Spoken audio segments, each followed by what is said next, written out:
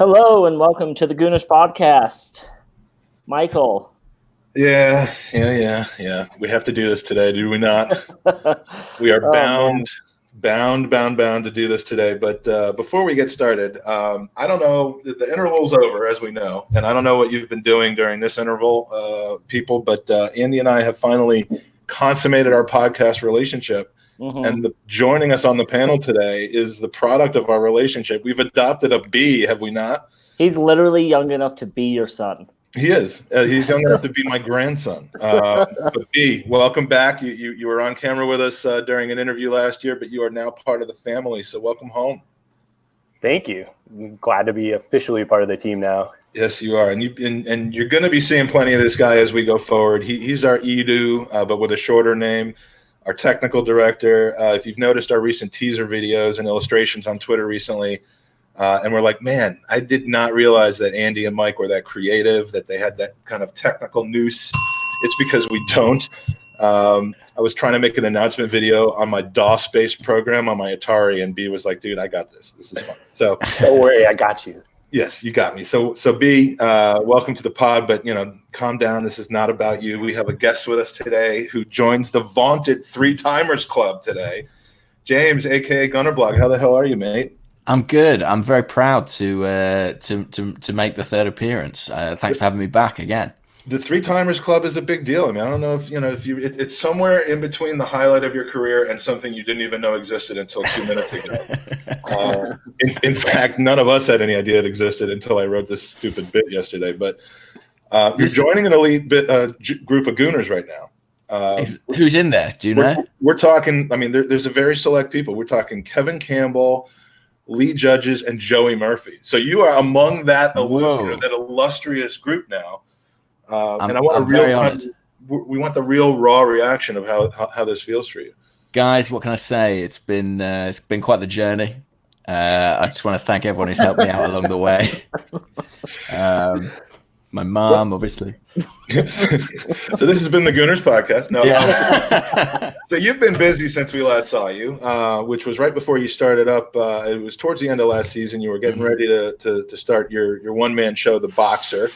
And I want to point out one of our listeners, Dr. John, is from Brighton, and he went to see you there. I know. And reported back to us that it was amazing. I mean, we have spies watching and scouting you, but so how was that for you? I mean, how did that end up going? Now that you're it was cool. I mean, in Brighton, that was back in May, I think. So it was still kind of a work in progress, but the finished version I took to the Edinburgh Festival in August, and it was really good fun. And you know what? I had so many. I said on the Arscast Extra something stupid like, if you come in an Arsenal shirt or an Arsenal scarf, I'll like lap dance for you. It was something I said and didn't think about. And then like every day there would be people in like full Arsenal shirts or like Arsenal hats, and obviously like I couldn't actually deliver on that promise, and sometimes they would hang around to meet me afterwards, and I was like, am I gonna have to lap dance for you guys? But it was really good fun, and I had loads of support from Arsenal fans, so yeah, the whole thing was a great experience. Thanks. No, I heard it was fantastic, and that wasn't all you did up in Edinburgh, if I know correctly. You also you're acting, you're directing, you're producing. I mean, so you were. Tell us about Raphael's one-man show that you directed. Yeah, he did a show called Wenger Ball, which was kind of about the story of Arsene Wenger's time at Arsenal and the impact it had on his life. And he asked me to direct the show, and I was a little bit wary because, it's such a sensitive subject among football fans. I didn't want to wade into that, start all that up again. Didn't want all the hashtags trending again. But it was a great show, actually, and he's a really talented guy, and it was fun to work with. And again, we had a lot of Arsenal fans come through, and I think they really enjoyed it. So, yeah, I had a great summer, to be honest, and I was doing what I love, and had a great time. So, and thanks for plugging the show on your show. I really appreciate it.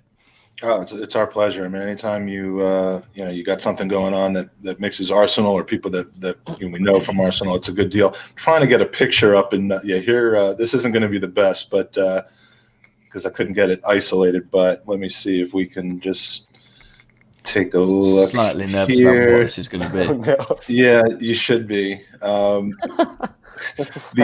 promo from the Boxer. Where do we? There we go. Yeah, I can't get it to work. But anyway, technical director, you going to intervene? What's going on? Seriously, my hands are tied here, unfortunately. Yeah, I mean we saw the picture of you for the boxer standing there in full boxing regalia. I might have spotted an ab or two, actually. I mean, how much preparation went into that photo shoot? You're probably one of the first podcasters to be, shirtless. I mean, that was a bit of a worry. I mean, I think it's probably more Photoshop than actual training, to be honest. Yeah, actually, the whole reason that we brought B on is to give Andy and I abs. Because I have a 1-pack. So how do you? My last question about the Vengerball thing. How do you direct a one-man show? I mean, are you? I'm sure that it's a significant thing, but I mean, while he's up there, are you in the back like giving him hand signals and yelling? I'm on radio. He's got an earpiece, and I'm like, you don't even move know left, the words. move left. Yeah. No, it's actually interesting. It's sort of more of a script editing process, really. So like while he's working the show up, doing previews and stuff, I'll come in and say, maybe lose this bit, maybe lose that bit, put that bit there. What about this? It's very collaborative. Not that I'm trying to take credit for it. He's a very talented bloke in his own right, but it's more sort of on the script side of it than the actual stand here, say this like this kind of thing. But it's a really important part of it. And I had a director work with me on my show called Tom Parry, a very talented bloke. And it's really helpful just to have basically an outside eye, because you just don't have that when it's just you on stage. Well, that's great stuff. And you've actually done the triple this summer, because you are also, as many people have heard of, a website publication that I think is named after me, to be honest with you. You've started with The Athletic. And, I got to say, I held off for a little while on plunking down the money for The Athletic, like many people did. But once I saw, and I'm not kidding, once I saw that you were having your debut article and would be writing for them regularly, I jumped in, and it's great stuff. You, Amy Lawrence, a number of other people. But how did that come about? I mean, it seems to be a perfect fit for somebody who writes actually like well. It's been really great so far. I had worked for The Athletic before they launched in the UK. I did a few pieces for them just in a freelance capacity. And when they came over in the spring, they met with a load of journalists here, including myself, and they said, we want to launch. And it was a very impressive talk that they gave us all about what their intentions are and their ambitions are. And it felt like something that I wanted to be a part of. And it's a bit different for me because I'm staff there, really. It's the first time in my life I've sort of had what feels like a proper job, as close to writing about football gets to feeling like a proper job. But a big appeal about it for me was working with the people I'm working with. We've got Amy Lawrence there. David Ornstein starts in, I think, 2 weeks. So it's a really exciting time for us, especially covering Arsenal. And so far, it's been great. I'm really happy with the stuff I've been allowed to write. I've got some pieces coming up that I think people are going to really enjoy. I'm sure everyone's sick of hearing about it because I know it's all over Twitter every day. People saying you've got to read what's going on at Athletic, but there is some really good stuff there, and I genuinely wouldn't say that if I didn't mean it. And it's not clickbaity. It's not, it's just everything that so many publications that are wide distributing aren't. And I don't know if that's because of the subscription model or what it is, but it's the people that are there are top notch, and and it's beyond Arsenal. I mean, they've got writers that follow American sports, other sports. So it's great. You got to check it out. And last but not least, because the chat room is anxious to get into this debacle, but you also do this other thing, the Ars something cast of some sort. On Mondays and Fridays, and this summer, your buddy Andrew was in the U.S. acquiring PTSD from turning his head at everywhere he went and seeing either Andy or my face or both of ours. I mean, I swear to God we were not stalking him, but I'm 99.150,000% sure that he thinks that we were. He did a few live shows. He was in the press box. We were in the press box. So again, it's he had his fill of us, I'm sure. But he did a few live shows, Q&A sessions. And one at the home pub that I go to just outside Washington, D.C. I asked him a question that I want to ask you as well. I asked him if in all the time you two have been podcasting together, which is about how long? Are we? Years. 5 years or so, yeah. Okay. If you ever had arguments, creative differences that led to any kind of strain in the relationship, and as soon as I asked that, people were like, is this like some passive aggressive thing where you're trying to throw Andy under the bus? I'm like, no, I just want to know, like, I mean, we certainly have had our moments. So, Yeah. So, I know your question is going to be, but what would you say? Creative differences. I mean, I think what's been interesting actually is in the last few months we've had some on-air differences, which I think is a little bit of a departure. We normally kind of concur on a lot of football issues. We have a very similar mindset, I think, in the way we see the club and the way we see the game. But it's always exciting for the podcast, so I think, when we don't. In terms of sort of behind the scenes stuff, not really. I mean, he's my boss. Let's be clear about it. Like, it's his show. And if only Mike would know that. Yeah. I mean, in this case, it really is true. Like, it's the Arsblog Arscast, and I'm happy and privileged to be on there. But what he says goes. And sometimes beforehand, I'll be like, hey, I was thinking of maybe bringing up this topic today. Maybe Magpies again or something like that. And he'll be like, nah, no. And I'm like, with the Magpies, for example, I remember him being like, yeah, I think we're going to knock that on the head this week. I think that's going to be the last Magpies fact. And I was like, yeah, cool. Yeah. I'm sick of it as well. Yeah. Happy to anytime he does that to you just jump on with us because we got all kinds of time for Magpies. We'll have a whole mag cast if you want one. But no, we haven't had a big row, really. I mean, I'm sure there's one in the pipeline. I'm sure we could manufacture one. Yes, I mean, if you need my help with that, I'll come up with something divisive. Any tips you guys can offer, that'd be great. That's, I presume, is why you brought in a third party, just so you can settle all these disputes. Exactly. Yeah, it's like the Supreme Court. You can't have an even number of people. So on paper, a great weekend for Arsenal. We got big time goals from Nacho Monreal, Eddie Nketiah, Mkhitaryan scored. I mean, the great stuff, right? So we got to get to this shit show. First, a quick shout out to Mark from Columbia, Missouri. I was in Missouri yesterday, and over the weekend I was in town for my daughter's parents' weekend at uni, and he joined me and my family to watch the game. Really nice guy. It's always fun to meet other Gooners who you wouldn't know, save for this podcast and this football team. But that's about the only good thing about the game yesterday.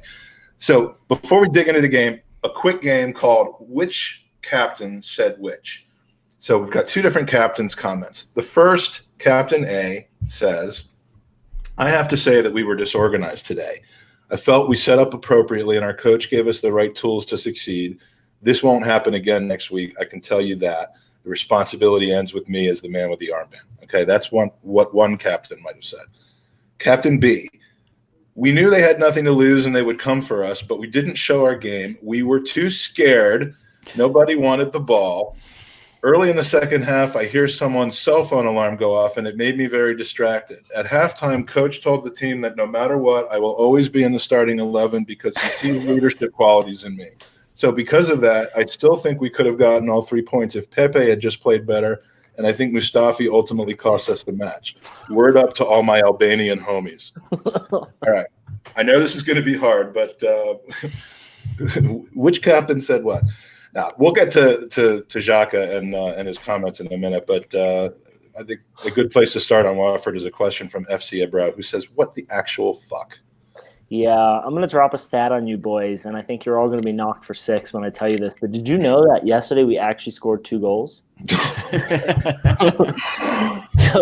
So we go to Watford and leave with just 1 point after a 2-2 draw. Mike, I can't help but forget those lovely team goals because the performance was just so dire, and it all just kind of self-imploded. It's just you just forget. Yeah, I mean, when's the last time we took a 2-0 lead at the half away from home against any team? And the goals themselves were above average, and we even saw Mesut Ozil start a tic-tac-toe move for the second goal. But I'm thrilled at halftime, and then we just died. So, James, I mean, if you have anything nice to say about yesterday, this is the segment where we've allotted 14 seconds for that. Anything about the first half first? All I can say, all I can really say is thank God for Pierre-Emerick Aubameyang. Honestly, I mean, that guy, he's so efficient at the moment. It's been a while since he missed one of those big chances, like we saw a few times last season, and you dread to think what we would look like without him. Well, we might find out on Thursday. Yeah. B, in all the matches this season, one glaring statistic is how we've been outshot by each opponent. Now, Newcastle was just 1, Burnley was 3, Liverpool was about 400, and Watford outshot us by 24. So not a great start to the season. And when you think about having 180 million pounds of essential strikers and attacking players, and that's just with 3 individuals, how is this even possible?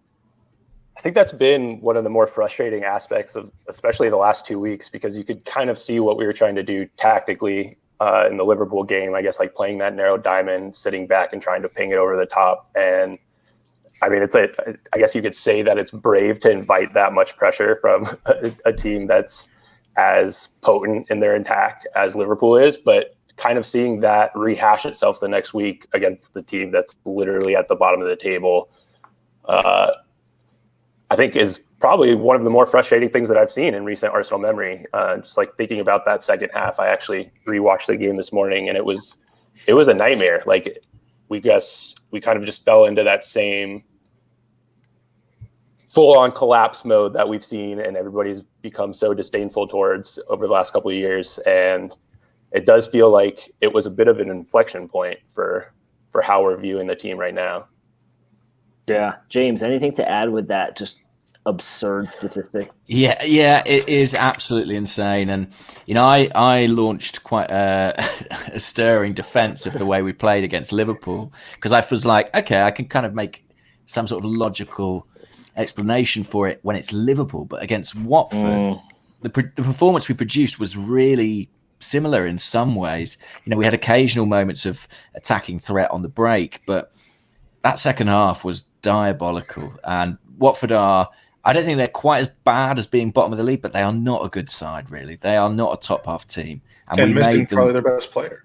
Yeah, absolutely. And we made them look sensational. I mean, we made De La Feu look like Messi at times, and it was pretty difficult to watch. And I'll be honest, when it got to 2-2, I really thought we might actually lose this game. I mean, that's the crazy thing. This feels worse than quite a lot of defeats have. Yeah, no, I thought the same thing. I literally walked away from this like it was a defeat. I mean, we've seen the same mistakes time and time again from our team, specifically our defenders' inability to play it out of the back, which segues to a question from Marble Halls, who asks, is Emery now on borrowed time? I don't see why he's not correcting our culture of mistakes, errors, and weaknesses. It's his fault, as it was Wenger's, that we have many players who lack elite concentration. So, James, what do you think to that question? Is he on borrowed time? Is he on borrowed time?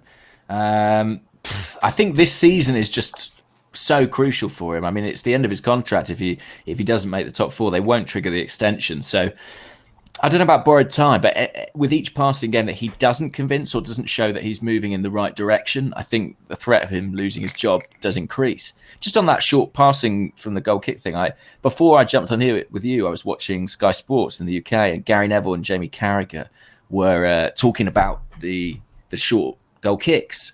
And the funny thing is that a lot of the other big teams in the Premier League are playing them as regularly as we are. The percentages with which City go short, with which Liverpool go short, even Man United this season. Norwich too. Yeah, Norwich is another really good example. They were saying they're one of the teams that's doing it the best. So it's not even stylistically that's such an issue, but the application of it is, and that's concerning. We want a philosophy from Emery, and then when we get a piece of philosophy, it's really poorly executed. And that's a real concern. Yeah, Mike, while we're talking about Unai, Jonas from Belgium asks, are you Unai in or out, and why? Yeah, I mean, you talk about turning points. I mean, this does have all the feel of a massive turning point, even for people who have been staunchly Unai in. And I'm Unai in, but my Unai in-ness is starting to show some signs of cracking and crumbling. Mostly, it is in part because of the signs of stubbornness and playing out of the back when there really is much more to lose than there is to gain. But more so as I start hearing more and more whispering about a disconnect between him and his players. I mean, you start connecting dots. Alan Smith made comments yesterday. I know you mentioned that this morning on Arscast that we're probably from somewhere. He's not just making that up. That that there are some signs that the players are getting a little confused by their directions, not quite sure exactly what they're supposed to be doing and when. Combine that with some of the seemingly obvious comments from, Aubameyang saying that we're just giving away goals. They're just starting to see some signs of the beginnings of a team that's, they're looking a little bit askance at their coach and starting to plant some seeds of discontent there. And I have said you absolutely give him 2 seasons. You absolutely give him 3 or 4 transfer windows. You can't just half commit to this transition and this recovery, if we want to call it that. What with one exception, which is if the locker room starts to get lost, if the dressing room and the players start lashing out or showing signs when they're subbed out, they start walking straight down the tunnel. When you start seeing some of that stuff, it is going to be time to act. And I didn't think that was going to happen early on in the second season, especially with the positive momentum we had over the summer. But, if there's much more of what we have seen on the pitch against Watford in this kind of flat track that we have other than United away, I think we could start to see it unravel pretty quickly. B, do you feel like we're seeing signs of losing the dressing room, especially with Aubameyang's comments that he gave to the media? Yeah, I don't know. I feel like it's really hard to kind of make a definitive black and white statement there and say like he's either, I don't know, right now we don't have enough information, but it does feel like the tide is shifting a little bit, especially in the way that players are reacting, even to tactical like substitution decisions. Like when yesterday Ceballos came off, there seemed to be a lot of confusion from like the players just from a body language standpoint. And I know that was a decision that obviously confused a lot of supporters as well. And hearing Aubameyang make such kind of like a stark and decisive statement about what he was like feeling from a frustration standpoint, and like so kind of like blatantly critical is something that we really haven't seen from him specifically before. So I think it is something that you have to see as being kind of indicative of a shift, not necessarily in the way that they're viewing Unai, but in the way that they're feeling about the football that they're playing right now. Well, and we have to keep in mind too that you can read quotes, but what kind of context was the question asked in, and what was grabbed from the interview as well? Because I think we all know what the media can do with the spin. James, I'll ask you. Matt LeBlanc from Central Perk has asked, can we just go on and hire Allegri now? Did you not recognize that as a joke? I did mention it as a joke, and I thought it was a good one, so I left it in, Mike. And now you've ruined the joke by pointing out the joke. Okay, sorry. For James, is it too soon for Allegri? For me, it is. I mean, I'm kind of with Mike. I feel like I've always said my personal preference would be to give Emery 2 years. I understand, though, the concerns of everyone else. I can't really look at this team and point out, oh, well, the improvement is here. We're moving in this direction. This is the idea coming to fruition. But I just feel like there was enough of a reset in the summer in terms of a big change in personnel, the influx of young players, the influx of signings, just to make me think, I think we need to give it a little bit more time. I mean, I understand the frustration and the anger, but it is still only the 5th game. We are still level on points with United, level on points with Chelsea. It's not a mess quite yet. It's not quite a disaster, but I understand it. A little bit more rope to hang himself with, ultimately, if that proves to be the case, or at least, or to make the best of it, make a success of it. But not yet. Yeah, and I kind of echo what you guys are saying. I don't think this Kroenke administration is going to be quick to fire. They've let him invest a lot of money, and ultimately he's selling them a story that includes 3 players who are about to come back from injury, and that will completely transform our defense. And so you kind of need to give time to see what happens. Now, if we have a fully fit team and we're seeing these type of mistakes and we don't see improvement, then I think, and the performances start to falter, then I think that we're going to be able to say, hey, it's time now, And I think that the contract has allowed him that 2-year cushion, Mike, and I believe there's an option for a 3rd if Arsenal believe that it's the right move to go forward with him. Yeah, and it's always kind of been said to be dependent on 4th place. I mean, there's never been a simpler kind of arbiter of whether a person's contract gets extended or not. But, again, there is that complicating factor of, no matter what the talent you have on the pitch, and we've got some high-end talent on that pitch and some more on the way, if players don't understand why they're being played in certain places, if decisions are made and formations are made that just don't kind of fit the situation, and if there's just too much tinkering going on, the complete opposite of the Arsene Wenger situation, then it won't really matter. There's no plan, and I've been so annoyed at the people who are like, we don't have an identity, we don't have a style, we don't have a plan. But it is starting to become more and more widespread that you're hearing that, and with all this switching back and forth, that is the sign of somebody who doesn't necessarily know what their final vision of this is yet. So we gotta maybe get to January, and if we're still having games where we're just dropping points like this, I mean, I could be in favor of a switch, and I don't think that the Kroenke organization will cut it loose too quickly, but I also don't think they'll wait 5 years too long like they have in the past. Yeah. So, Mike, we gave our predictions last week for both ABW and the Gooners talk, and I kind of stuck with my prediction of a draw. I said 1-1, but I solely based that off of the fact that we were coming off an international break, and we're typically slow out of the break, shaking off rust. That wasn't the case yesterday. We went up 2-0, and I feel like we're the only top 6 team who can't comfortably see out a 2-0 lead. It's easy to play possession when you have a team of quality players like Arsenal.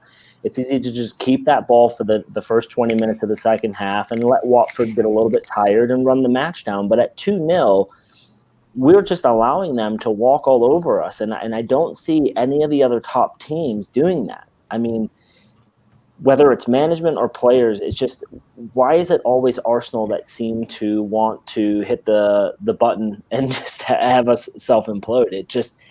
This is the worst team in the league, and we let them back in the match with just 45 minutes to play. I mean, we didn't even let them back in it. We let them continue to dominate us, which was kind of a continuity of the first half. And I'm annoyed that Xhaka says that we were scared, but he wasn't wrong. Right. We played like we were scared, and that's the problem. I mean, the problem isn't that he said it, although I hate that he said it. The problem is that he accurately described the way that 11 played the game yesterday from start to finish. And it's almost like they didn't feel like they deserved to be up 2-0, so they were still playing in a cautious manner. I mean, I don't get it. I have no answer for your question. B, maybe you have something. It does seem like a coach thing to me, though. Yeah, I guess just thinking back to the entire second half, like the only way that I could really describe it was hollow. Like it did feel like there was kind of this empty space and lack of, like, I don't know, I guess passion has a very specific connotation, but it is kind of like a lack of wanting to play. I don't know if it's for the coach. We've seen them like want to play for the badge, but there is kind of like an inherent lack of fire that we see flashes of and get encouraged by. Even thinking about like the first half, there was basically a 15-minute spell where we turned it on, got a really nice goal against the run of play because Aubameyang is clinical when he has the opportunities, but the collapse after that was I guess something that we've almost come to expect and dread a little bit, which makes it that much worse. But I mean, there has to be some sort of kind of fundamental shift in the way that we're kind of addressing games and coming into games tactically, especially coming out of the half 2-0 to kind of just give possession away consistently like that without any real desire to actually get back into the game and walking constantly. There has to be something, kind of an underlying problem that is causing this disconnect between what we're expecting with the amount of talent that we have and what we're actually seeing as a product on the pitch. James, I mean, Arsenal looks confused so often. West Ham never looks confused. They might not be as good, but they don't look confused. Leicester doesn't. The City doesn't look confused when they're winning 2-0. Why Arsenal? I mean, none of the top 6, but I'll go well beyond the top 6 to teams that, when they're protecting the lead or when they are chasing, either way, they look like they at least know what the plan is. Why Arsenal not so much? I I think that I was going to say my catchphrase. I don't know. I think that basically good coaching should alleviate stress on players, right? It should make them feel secure and make them feel like when almost that the decisions are slightly taken out of their control. You know, they just adhere to a plan, and if that plan is not in place, then it leads to panic. It leads to what we perceive as kind of mental fragility and mistakes. And I do think, you know, as a guy who has backed Unai Emery multiple times, it's becoming increasingly difficult to do so. The statistical evidence is staring you in the face. And at a certain point, you have to hold your hands up and say, well, you know, I see the pattern here. Now, what it comes down to is, can that be arrested? Because for a long time, with this Arsenal team, I looked at the players. I was like, maybe the players are idiots, you know. But enough of the players have changed now and are making similar mistakes that, you know, you have to look at the coaching stuff. There were moments in the match yesterday where it just didn't appear that the players cared. I mean, Nelson came on and had a decent couple minutes, but he just got elbowed off the ball 2 or 3 times and never sprinted to track back. I think there were moments where our center midfielders were just gone. Who knows where they were when we were counterattacking? And it just seems like we've all been saying there's just this larger picture that has to be the coaching staff who are not pulling these people together. And if you watch the All or Nothing special with City, Pep has a plan for every moment. And it would be, if we go 1-0 down, this is what I need us to do. But there's still that overlining, like, here's the ultimate goal here. And I think, Mike, to your point of why do these other teams not do that, there's confidence. City, Liverpool, I mean, yeah, they have great players, but they just assume, hey, we go down 2-1, that's fine. We'll just maintain possession and we'll just continue to pepper the ball in their box. And we play as a unit. I felt yesterday we weren't playing as a unit. I mean, why on a set piece when we're attacking the goal is Pepe our last player back? To me, that makes absolutely no sense. I understand the Guendouzi usually being that last player back and then maybe one of your wing backs, but come on. I mean, we have a free kick that's going to put the ball in their 18 and we have an 80 million pound player playing defense. It just doesn't make sense. Yeah, I mean, we do have that kind of resiliency to stay calm when we go down 2-0. I mean, you only have to look back 2 weeks in the derby to see that. It almost seems sometimes like we have to get punched a few times before we wake up. In fact, in games like that, it's not knowing how to finish a win, not knowing how to finish off a first half without giving up a goal in the last 90 seconds, as we've done approximately 691 times in the last 2 years.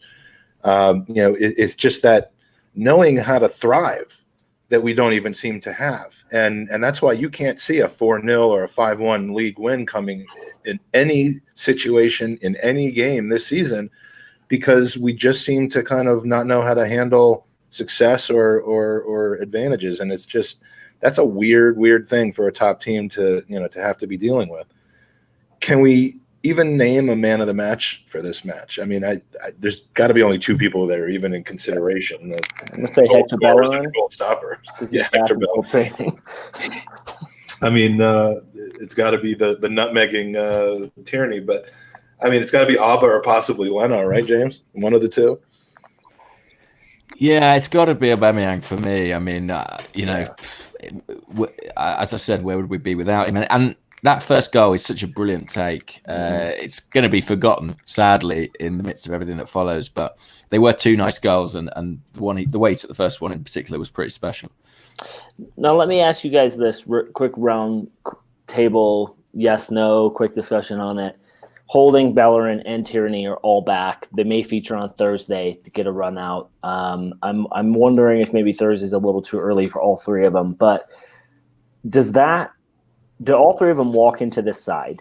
If everyone's healthy, are all 3 walking into this side is the first question. And then the second question is, do you believe in your heart that that's going to improve us on the pitch? So, Mike, I'll go to you first, and then B, and then James. They don't walk in the moment they're ready. I mean, you're going to see. I mean, there is no rush to implement them coming from Emery. And in the long range, I think that probably makes sense. It's going to be a little frustrating, I think, for Gunners to kind of watch them inch their way back into the squad while their more senior players in those positions continue to make the mistakes that they've been making. But once they're fully fit, once they've had 45 minutes, once they've played on a Thursday, they will be the regular starters on the back four. There's no doubt in my mind. Do they make the team better? 2 or 3 months down the line, yeah, but it's going to take a while for them to build that companionship. I mean, you can't make those kinds of changes and not expect some. I mean, as much as we have the same players playing, have difficulty communicating with each other, you can't expect that from those three. So I would tend to think that by January, February, we'll see a new back line that is better than how we're playing now, but it's going to be a little bit of growing pains between now and then. B, what do you think?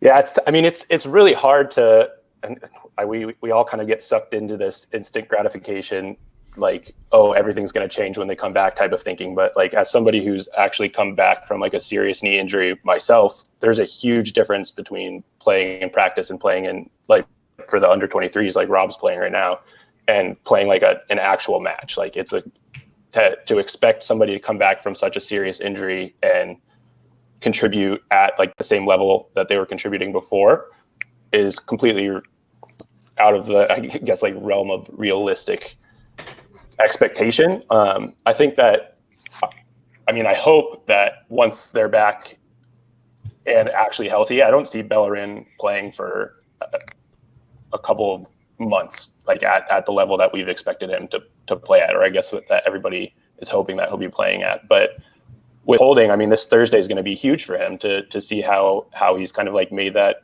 transition back. And it'll be interesting also, hopefully, to see him and Callum playing together and see if that's an option that we have, considering how crazily injury, or I guess mistake prone, both Socrates and Luis have been as a pairing too. Yeah, James, anything to add? I'm really excited to see the fullbacks play, especially Kieran Tierney. I think he's going to be a great addition based on everything I've heard about him and the little bits I've seen. But I think it will take time. If you ask me now, I feel more confident about what the fullbacks will bring from an attacking point of view than I do about how it will influence our defence. Because if we continue to expose our back four and not protect the defence, then we're still going to have problems. Tierney's great on the overlap. Bellerin can be too. But I think there are sort of systemic issues, structural issues that are going to still give us defensive problems. And Rob Holding's one I'm really interested to see what happens with him, because he's had a good run last season in the team. That was principally in a back three. Looks like we're going to a back four more regularly this season. And I'll just be interested to see, because Socrates and Luis are the senior partners. And Luis has made a couple of big mistakes already, but we're paying Luis a lot of money. A lot of money. So I just wonder, obviously that doesn't determine selection. Look what we're paying Mesut Ozil, and he doesn't play every week. But I wonder how Emery sees Rob Holding. We don't really know, and this will be quite telling when he comes back. Well, and it's interesting because we had a center back who started the first 2 matches of the season, which we won, and he just got relegated to the bench. And I understand why you'd put Luis in over him when you play a team of Liverpool stature, but Hal Chambers has been just completely removed, considering I don't think he put a foot wrong in preseason. In those first 2 matches, he looked good. So to B's point, you've got another center back there, and Luis has made some big mistakes. Socrates has made some big mistakes, and and Jacques has made mistakes, and we just see them all going back to that lineup repeatedly. And so it's just kind of almost like, hey, you've got to give these guys who are playing well that opportunity. And we've got a couple matches coming up where you could play Chambers against Villa. Yeah, you're going to see him on Thursday, but we should probably be seeing him on Sunday. Exactly. Thursday. Yeah. Samet says David Luiz will improve with time. What, by the time he's 45? How much more time does he need? Someone put in the chat that he made 3 mistakes last year for the entire season with Chelsea. No, 3 penalties given up in his entire career. His entire career. And so, yeah. And 2 in 4 games. So maybe there is just some bad luck, all right? But we know what he's capable of. And there needs to be a kind of a top down. If you keep making these mistakes, you ride the bench. You get punished for it. So, yeah. Well, I can tell you who isn't the man of the match yesterday, and he has been a couple times so far this season. But Guendouzi, we saw some of his endearing qualities this weekend. None more so than having, what was it, Pepe's back in that little bust up. Put my foot in my mouth really heavy with a tweet there too, because it came back to bite me. My mentions were just quotes on quotes of, "Oh, this was an hour ago. Look how the tides have changed." But yeah, I mean, you have to love that, having your teammates back and the prime shithousery. But and if you ever dreamt about what it would look like if Kenny G got into a massive brawl, then all you got to do is rewind that and go back and watch it. But I mean, that was it. Some diabolical giveaways, pulling the reverse Theo Walcott thing that did not quite work out for him the way that he planned. Not his greatest day, James, would you say? I mean, has he had better days than that? Oh, certainly. And he's had them this season. I mean, he's had a really strong start to the season. I've been really impressed with him. He seems to be making real ground. But those errors he was making against Watford, they're not new things particularly. We saw them last season. He can be a bit loose in possession. Emery wants him to be that guy because he trusts him more than Xhaka, essentially, on the turn and in tight spaces. And you can understand that. He's more athletic, more mobile, more nimble. But it almost felt like a bit of a concentration issue at times yesterday. That one where he just plays the ball across his own penalty box is suicidal. And, I really, really like Guendouzi. I think he's got massive potential. But it's clear he's a guy with an ego. And I hope that ego doesn't prevent him from learning the lessons he needs to learn to fulfill his potential, become the player we hope he can be. Yeah. The thing with him, Mike, is he's so young and he's had these great few matches. He gets called up to the French team, and let's just hope that he has people around him to bring him back down and anchor him to earth, because we don't want him to get like that ego of, well, look at all these things that I'm doing, and we saw yesterday he played like shit. And as James pointed out, there are areas of his game that he keeps making mistakes, and you have to move on. And I don't know. Is this enough? Did we cover the match, B? You want to keep going? Well, yeah, I feel like you have to at some point start asking, like, when it's Unai's responsibility not to put him in positions where he's kind of unable to make those mistakes. And something James said earlier is like, it's the responsibility of a manager to essentially empower like the players that he has to succeed in, by like creating a system that allows them to flourish. And we kind of saw that a little bit with Guendouzi and Ceballos in the second half of the Spurs game. And it really seemed like we had kind of found something that could actually work moving forward. And they both kind of played like these somewhat free roles, but it was like very possession heavy, and it was very fluid and kind of like organic movement. And it seemed like there was something there. And we saw Ceballos essentially played out of position, Guendouzi put in a position where he's constantly having to cover for Xhaka. It's I don't know, it's confounding to think that we have somebody like Torreira, who's the DM that people think everybody's been calling for forever, and we don't see him playing at the base if we're playing a diamond. Like, there's just so much. There's so much, yeah. It's so confusing because it seems so like it's so clear and obvious when you're watching back, or even like just discussing it generally. Like there's a lineup, and specifically a midfield, where it just was a complete mess yesterday. But like the pieces are there, the talent is there. It's just a matter of us not being able to find the right combination, or insistence on not playing the right combination for reasons unbeknownst to us. So, and that's the thing. Last couple of years, it's been, well, once the talent is there, and the players are the right players, this will all be sorted out. We've got, second string players playing playing on the first team. We haven't switched over the entire 11, but we've made some switches, and in every single case, I think we've improved. So, we do have the talent, and it's not being utilized properly. So, something to keep your eye on. I'm sure all the Watford podcasts, like the Hornets Pod, Watcast Extra, Adini Wonderland, I'm sure they're all bemoaning how they gave away 2 easy points yesterday, which just in and of itself drives me crazy. But couple of serious topics before we move into some non-so-serious user questions. First of all, and this is the final week of Gooners versus Cancer, we have one more promo for the auction, the Gooner auction, with James, our esteemed guest, is actually participating in. Now, hopefully you can see this. We've got some items on there, and James, I've done a lot right this summer with regards to this charity, with auctions and raising over 13,000 so far for this incredible cause. One thing I clearly have not figured out is how to run an auction that people are going to participate in, because there's some things on here that should be bid on that have no bids on them, and they're cheaper.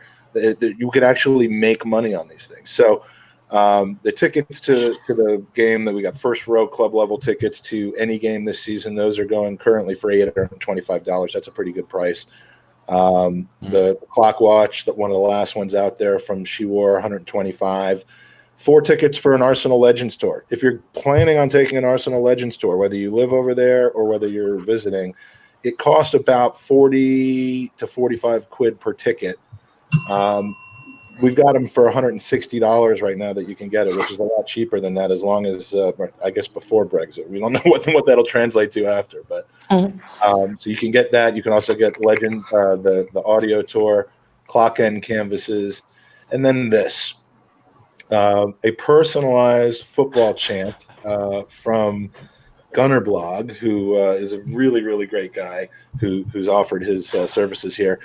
One of the folks in the chat right now, David Ziegler, has been angling on this for a long time, so he's probably angry at me that I'm promoting this right now, because he might have to step up his bid. Can you describe exactly what this fantastic prize will entail for the lucky winner of this? What did you have? For the lucky winner of this, I am going to compose a.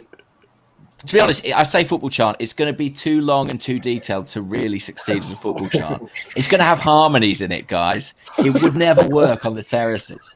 Background singer. He's going to have a full orchestra instrumental behind him.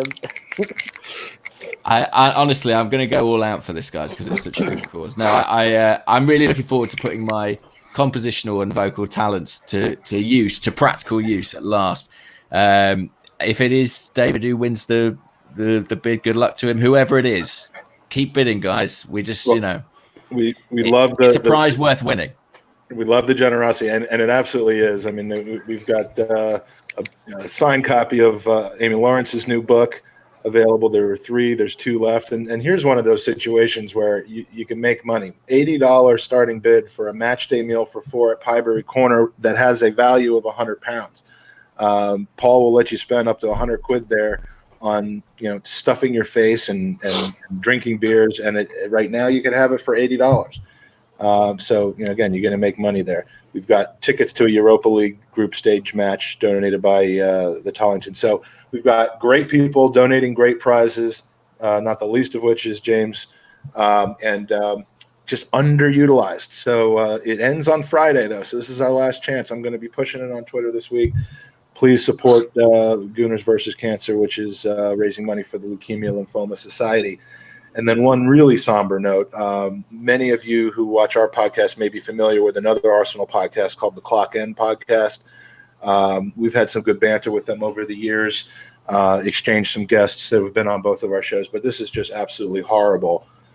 Tez, who is the co-host of that podcast, a.k.a. Terry's from Australia, and he apparently had a massive medical emergency over the weekend and is literally fighting for his life in hospital right now in Australia. He's a young guy. He's got a young family, kids, and they need him. And it's a horrible situation that's developed over the last day or two. So we just wanted to let everybody know to keep Tez in your heart and your prayers as the doctors try to help him defy what are some pretty long odds right now. So if you go to their Twitter, it's the Clock End Podcast. There's some details about a GoFundMe that provides some more details about what's going on, but just can't say enough how gutted we are for what he's dealing with and what his family's dealing with. So heart goes out to you and the whole Clock End family. So, and now we'll transition into some user questions. If you are in the chat and you want to grab a pulpit, I've seen some come through earlier in the show, but if you can repost them here, we'll get to them. So, Hey, Mike, I have a question from one of our users,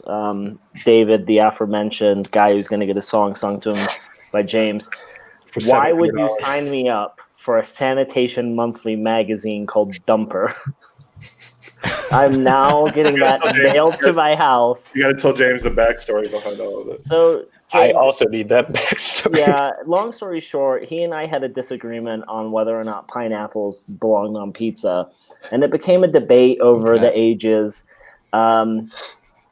Little did I know, he, around my birthday, he sent me some dried pineapple, a pineapple plant. He obtained his home address. Mike gave him my home address.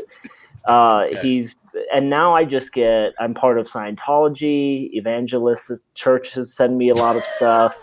And now apparently everything I need to know about sanitation methods. If I had a magazine called Dumper, I would not have immediately suspected it was a sanitation-related magazine. I was getting envelopes that were, how to stop your masturbation, habits. Which why would you want to stop that? Which my mom was grabbing from the post. His mom lives with him. That's great. Oh my goodness! So this is the kind of person to whom you may be. These things need to. We're starting to give you some material for the ultimate chant, because when someone comes in and gets into a bidding battle with him, he will separate himself from about $750 to get this thing from you. Sure. But yeah, so we got some user questions. B, let's why don't you get us started? What? From Alice Mel from our friends at ABW. Who would win in a fight between James and 10 magpies? There it is, the magpie reference. The obligatory magpie reference. Probably the magpies, I would think. Birds. I don't want to fight birds. Magpies are terrifying. They could be so scary. I mean, they Are really those the ones from Australia that attack the cyclists? Yeah. Yeah. Okay, I thought so. Yeah, they are. I thought they were from Newcastle. I actually think somebody was actually killed. I saw today in Australia or yesterday by a magpie, and really weirdly, both Andrew and I got loads of messages before we recorded the podcast saying, "Thought this might cheer you up." I was like, "A man has died. That's terrible. That's not going to cheer us up." But yeah, thanks for all those messages. That's the sort of thing that Andrew will veto me mentioning on that show. Just quickly, I have to grab my charger. So can you guys fill for a minute while I grab my charger? Of course. Absolutely. We will do so. Why don't we go to Joel Foster, who asks, what does Guendouzi have to do to get himself a chant? And I think that, Mike, I'll hit this really fast. So when we were in LA 4 or 5 years ago and Chambo was there, he was complaining that he didn't have a chant, and what did he need to do? And in my opinion, Guendouzi's on the right path for one, but start seeing some consistency week in, week out, and I think it'll naturally come. Yeah, the question, James, was what does Guendouzi have to do to get himself a chant? And I would say it's more about what he has to not do, which is not do this anymore before the game is effectively in the bag. But and have a name that scans slightly easier, maybe. Yeah, that's true. He has to change his name to G, kind of like B. Exactly. Yeah, because we couldn't figure out a chant that had Brandon in it, so we just named him B. All right, so B, you got Christian's question? Yeah, Christian, aka 312 Gunner, asks, "What qualities of a magpie, James, could improve Arsenal?" What qualities of a magpie? What? Sorry, say again. Would potentially improve Arsenal, other than their murderous qualities. Other than the murderous qualities. By the way, can I say what a relief it is to finally be allowed to talk about magpies again? I missed the It was worth coming just for this. Andrew's going to be furious. He'll expect it when he finds out that it's us. I was the one hyping the magpies. He'll be like, those guys who were stalking me brought back the magpies. He seriously said, "Fucking you again." Every time he looked over his shoulder, he's like, "You." Oh, that guy. Flight would be useful, wouldn't it? Surely. Magpies steal as well. They steal things from. They steal jewelry, don't they? Well, that was the myth. It's like barracudas and shiny stuff. Yeah, they have confidence because they anything dive bomb things. So confidence would be a good thing. That's like true. a vulture? We could steal high value stuff. Other players from other teams. Yeah, Mike, you just need to go to YouTube and put in Magpies Australia road cyclists, and there's these hilarious videos of people being attacked while they're riding their bikes. It's quite terrifying. It's pretty scary. When I was making the announcement video, I was watching I spent too much time watching magpie videos, trying to find something that was like suitable, but there's some scary stuff out there. This is the kind of high-level research that we do on the Gunners podcast. That's what I do. A woman got in touch with me saying that they only fly at the back of your head. So when she used to cycle to school and stuff when she was a kid in Australia, she used to put a bucket on her head and draw a face on the back of it. I was going to say put a mask on the back of your head. Yeah. You know, we could go on with this for hours, and I know that you'd be happy with it. All right, so now we move to the David Ziegler portion. David, another talent of his is, and he may also be in the Three Timers Club, by the way, with you, so you can bond with him later over that. But great. He sometimes just comes up with a raft of questions that is completely has nothing to do with Arsenal. So. He sent us 10 this time, and I think we're going to go with maybe 3 or 4 of them. Andy, let's go with 2. Go with C. We're not gonna feed this man's ego any more than we need to. All right, you choose your favorite ones. Go ahead. If you were, this is actually a good one. If you were suddenly arrested and your friends and family were given no explanation, what would they assume you were arrested for?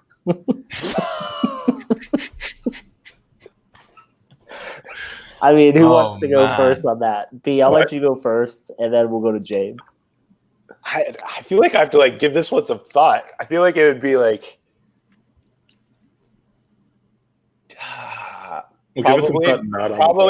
probably getting into a little rumble with somebody after some sporting event of some sort. So yesterday, if I was walking around the streets yesterday, it could have been rough because I was already had the damper of the Arsenal game, and then I live in Chicago and Broncos, some NFL stuff. Absolutely brutal game. So I was just in a dark mood. So they probably assumed that it had something to do with some outwardly expressed anger from a sports something or other. Fredo's just given mine. Surprisingly, he knew exactly what I was going to say. So, James, I think that leaves you and Andy to answer this question. What would people assume you had been arrested for? Or nicked for? I think. I was going to say some sort of fraud, probably. They know I'm quite good with computers. They know I know. I'm all right with the spreadsheet. That I think tax fraud or something like that, some sort of high-level tax fraud, which I haven't done. If anyone is watching from the British tax guys, I'm self-employed, but I'm all above board. Don't come and check. The biggest sector of our audience and our analytics is British tax. So you don't need to check. It's all right. It's all fine. Andy, well, this is. I mean, it's got to be mail fraud. There will be vengeance. There will be vengeance, and I just, David, just wait. What constitutes mail fraud? I assume signing someone up for, Sanitation Monthly magazine. I don't know if that's mail fraud. That's mail annoyance. Annoyance doesn't reach the level of fraud, but I'm sure you can figure something out. Now, why? I was going to say something having to do with exposing myself, but why nuns? I mean, I'm Jewish. Is this like some sort of angry thing where I'm like, I'll get you back for whatever? I mean, why nuns? They're really nice ladies. They didn't do anything to deserve that. Now, David also asked, why are they on a bus? Well, Mike, a lot of the stuff around you. Where are they going? Yeah, I need more details about why I'm exposing my. Why are they all dressed as magpies? I need to understand my passion in this whole situation here. All right, Next question. So next question from David is on an average day, how many cats do you think you could carry? I'm assuming at one time. Oh, you think it's like a relay race where you have to go back and forth? How many cats do you? I mean, this shouldn't take much thinking. This is just a number. So, James, I mean, yeah, James, how many cats do you think you can carry? Yeah, come on. Yeah, how many? At one time, I'm carrying them all, or is it just like in the course of a day? No, at one time. In the course of I mean, it is on an average day. 1, 2, 4. I think I could carry 5 cats. 5. Okay, so you've got 2 arms, so there's 2 in each arm. Are you just one on top? There's of 2 your in head? each arm, and then I'm sort of holding one in the middle like that. See, now I have a question. Are these cats, do they have claws? Are they declawed? Hopefully they're not declawed, because that is wildly inhumane. It is, but if they are clawless For the cats, ASPCA and the RSPCA, we're not recommending that. Yeah. That's the other half of our. They've got claws, but you're just sucking it up. You know what I mean? Yeah, I would say 5 is probably a good number. Yeah, any more than 5, and you're just. Can anyone beat it? B? I have my 2 cats. I can't carry both of them at the same time, or I will regret the attempt. I could do 6 because I have a built-in shelf where I just kind of I could just rest 2 right here, and 2 in each arm. I could do 6, but I won't because I don't have any. The last question from David is, when your wife says, do whatever you want, and then leaves the room, should you stop whatever you're doing and reassess the prior sequence of events, stretching back a minimum of how many days?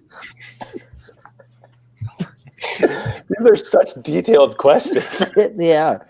I can't wait for you to meet David B, because I'm there's so just excited much now. more. There's much more where this came from. Let's just put it that way. I think James is frozen. Or he's left us. Or he's just like, I can't do He this anymore. is actually frozen. It's the perfect frozen frame, though. Maybe he's just acting frozen so he can drop off naturally.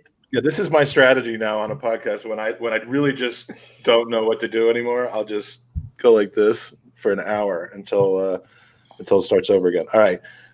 Any other questions from the chat room? And I have to admit, I have not been scanning that closely for them. So do we have any more? James, you're back. I'm back. Sorry, I don't know what happened.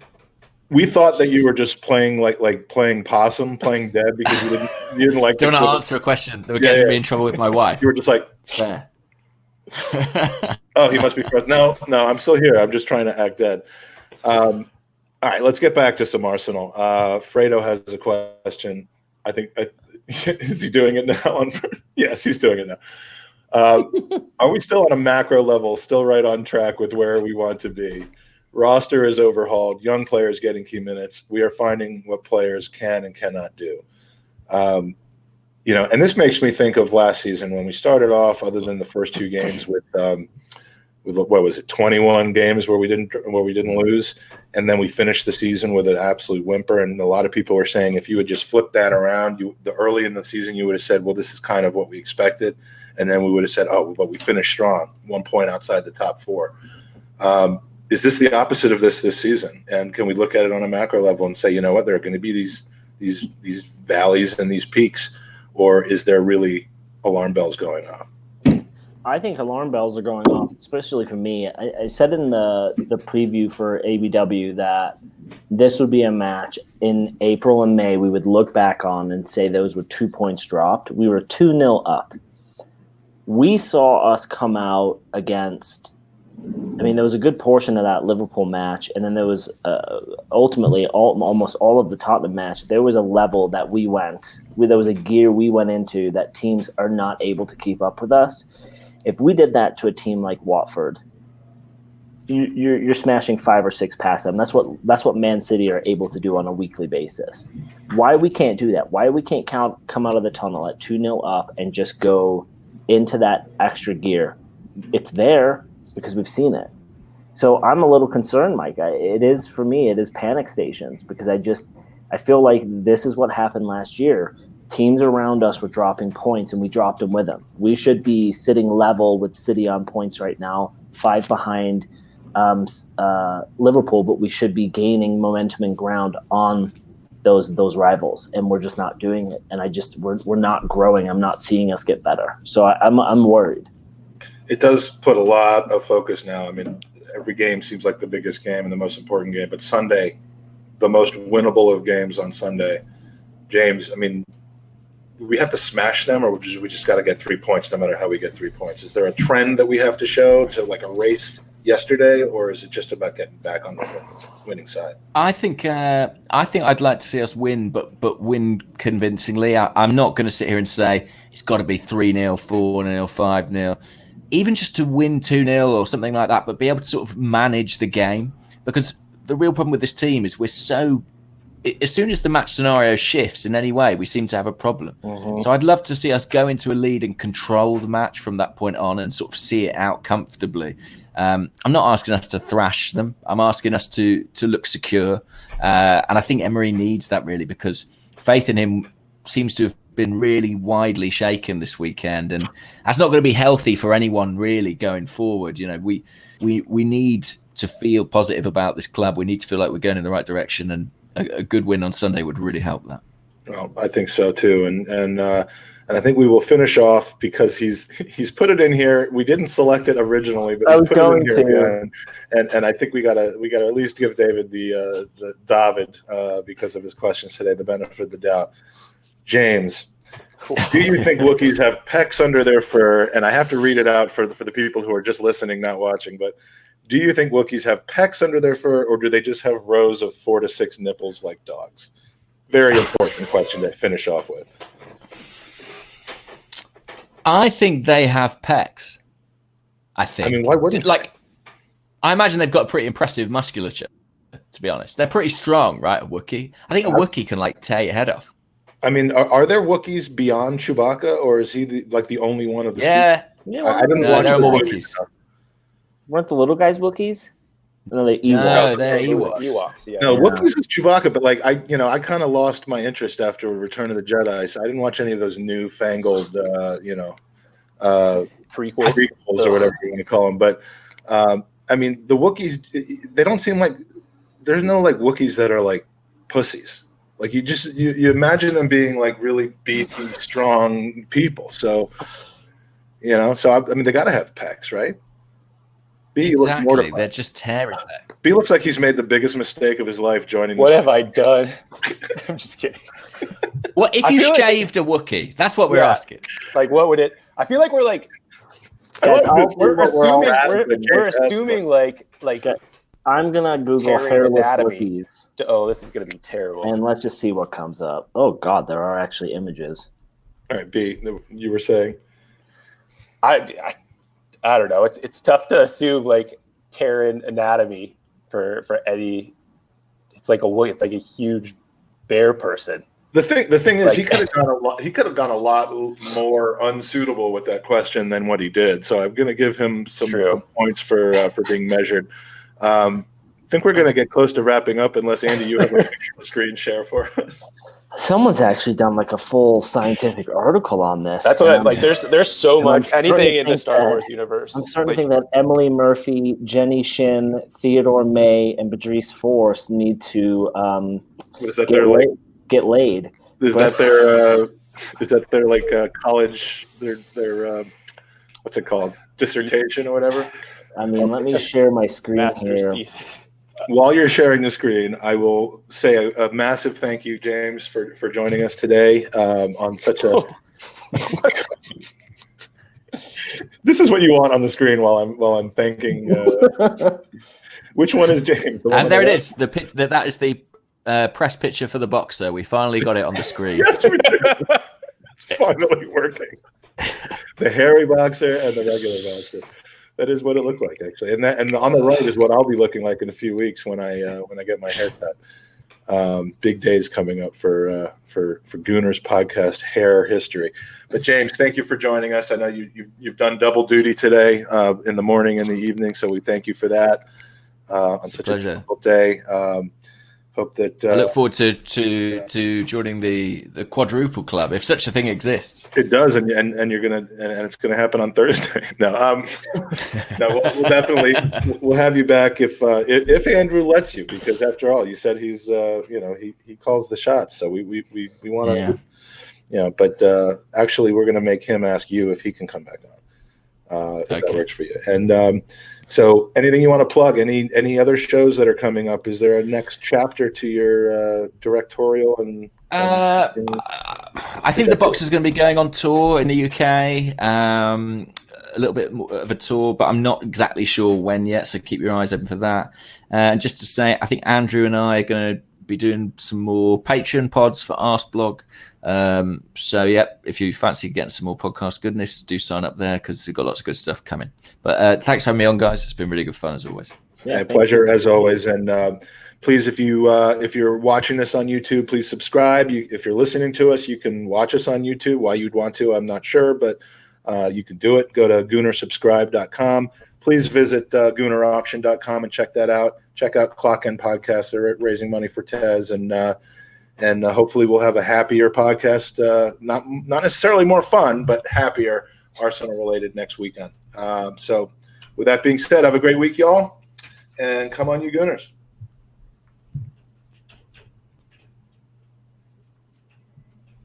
Bye.